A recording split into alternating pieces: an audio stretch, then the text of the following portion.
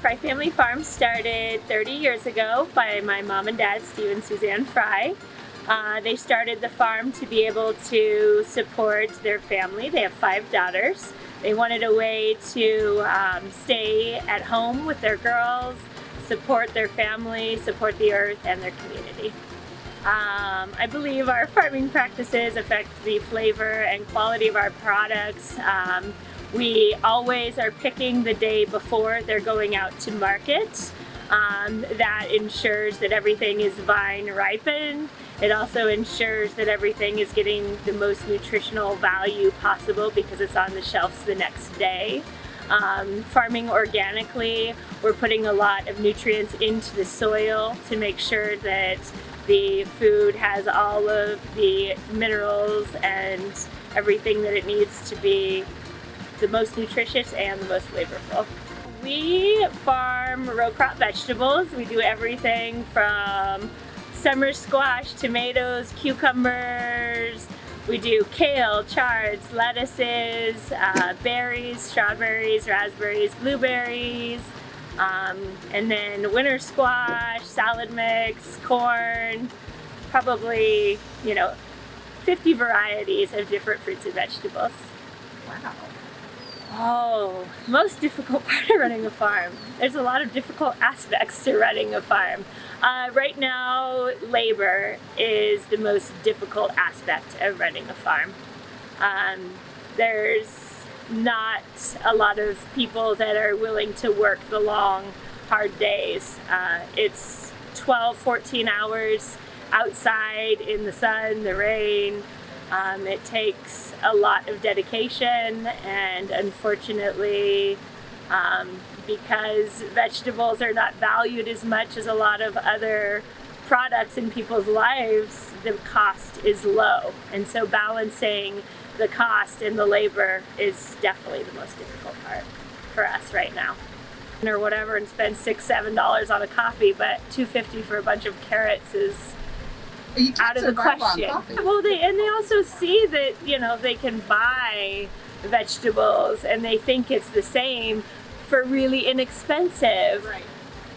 And they're like, well, why is this so much more? And on a smaller scale, the labor that goes into it, we start planting plants in January, February, and those tomatoes and those peppers aren't ready till August.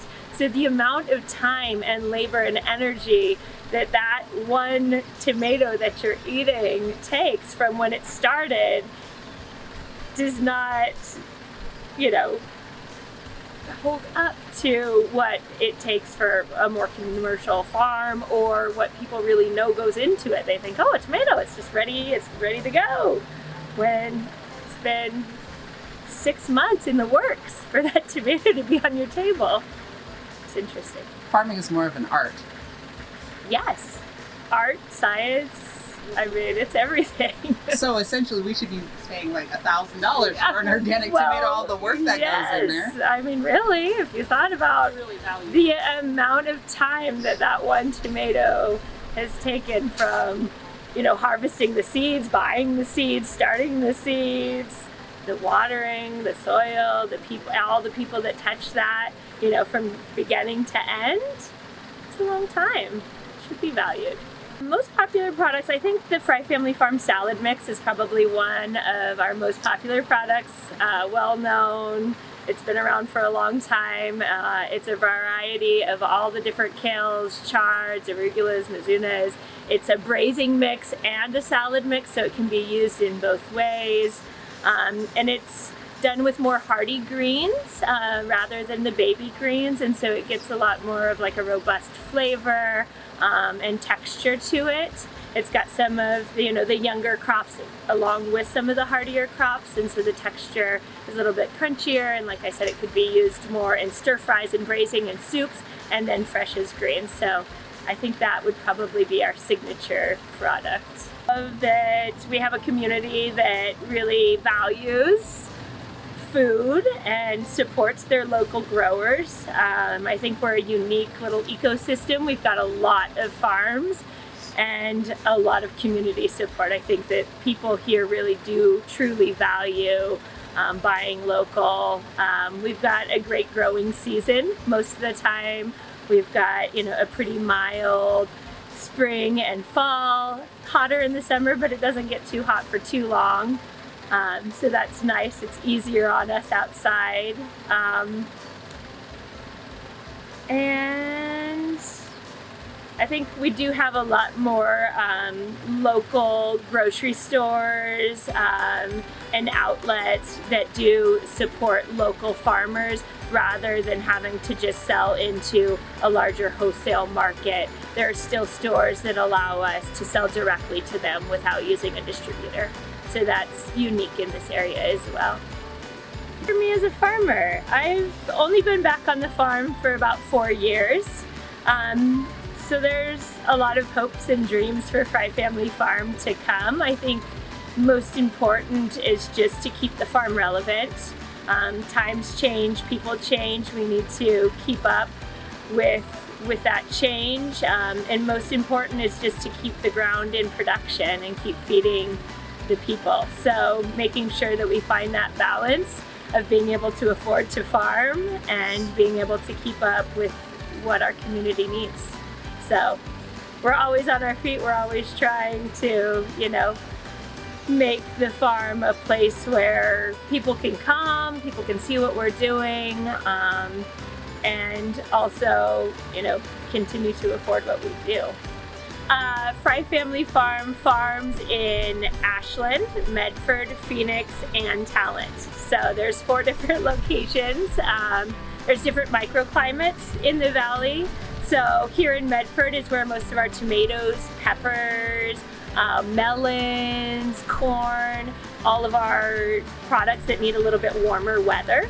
We've got beautiful sun here, the nights stay a lot warmer. In Ashland, we're down by Bear Creek, and so it's a little bit shaded with the creek right there. It's a lot cooler.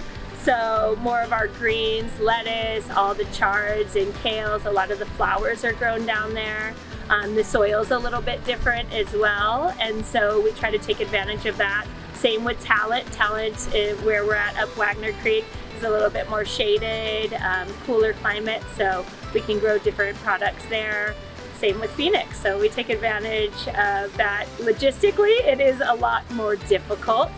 Medford is kind of the main hub of the farm, so everything does have to be brought back to this location to be distributed, but we do feel like it does serve us because we get to grow different things and have availability of different products different times of the year. Yeah, well, our valley is full of microclimates. It's probably one of the main reasons why it's such an abundant growing area for so many different crops.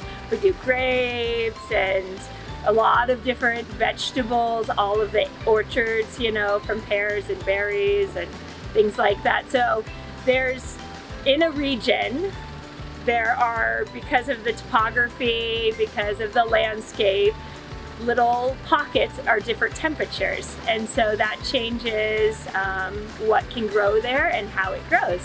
And so in one area, instead of it always every area being 90 degrees, here in Medford, we could be 90. In Ashland, it could be 85 or 86. And just that little variance of temperature definitely changes how things grow and when things are ready to harvest. Fresh cut flowers, we do about 10 acres outside, and then most of the hoop houses here are all fresh cut flowers. These here are the hydrangeas that go into the bouquets. We sell those at the farmer's market, the farm store, local grocers in town, and then we also distribute them up to Portland to New Seasons. 4 greenhouses of fresh cut roses, garden roses, along with the hydrangeas, the dahlias. Everything that needs a little bit more shade is grown in the hoop house. We can take off the shade cover and put it on depending on the time of the year that it is and what the actual plant needs.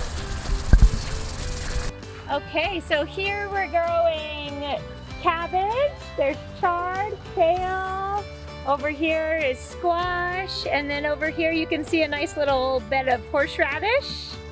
That was planted this year, so it'll be ready to harvest in a couple of years. We've got Raul over here. Raul, say hello! And Chelly, they're picking kale. And then quite a few rows of squash again.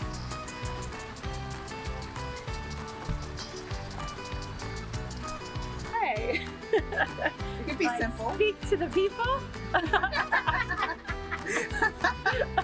I mean, see you guys. Thank you guys for coming out.